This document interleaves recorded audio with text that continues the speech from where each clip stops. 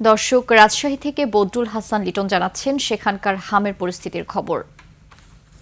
লিটন, হাসপাতালে শিশুরা কি ঠিকঠাক মতো চিকিৎসা পাচ্ছে নাকি, এ ব্যাপারে আমাদের বিস্তারিত জানাবেন।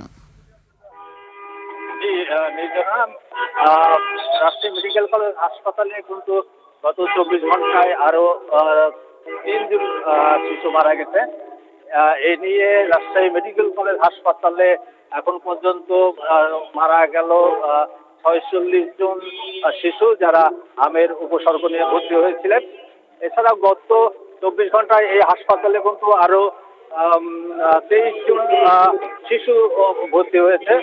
আম, এর আগের দিন কিন্তু এখানে ভর্তি হয়েছিল 18 জন, মানে প্রতিদিনই কিন্তু হাসপাতালে রোগী বাড়ছে হামের উপসর্গ নিয়ে।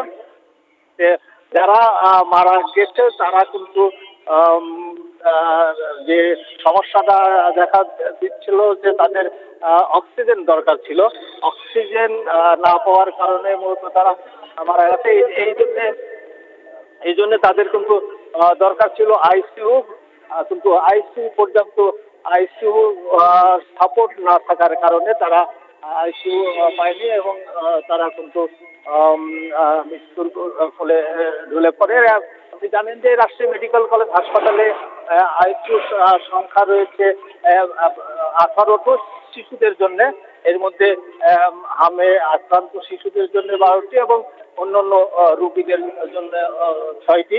কিন্তু এই প্রতিদিন যে পরিমাণ, প্রতিদিন গড়ে কিন্তু 30 জন শিশুকে আইসিইউতে নেওয়ার পরামর্শ দিচ্ছে চিকিৎসকরা, কিন্তু সেই পরিমাণ তারা আইসিইউ সাপোর্ট দিতে পারছে না। এখানে আমি একটি তথ্য জানিয়ে রাখি যে গত এক মাসে, মানে গত মার্চ মাসে 386 জন শিশুকে আইসিইউতে নেওয়ার পরামর্শ দিয়েছিল চিকিৎসকরা, কিন্তু তাদেরকে এই সাপোর্টটা দিতে পারেনি। এই জন্য কিন্তু গত এক মাসে, অর্থাৎ গত মার্চ মাসে 91 জন শিশু আইসিইউ সাপোর্ট না পেয়ে এই হাসপাতালে মৃত্যুবরণ করেছে।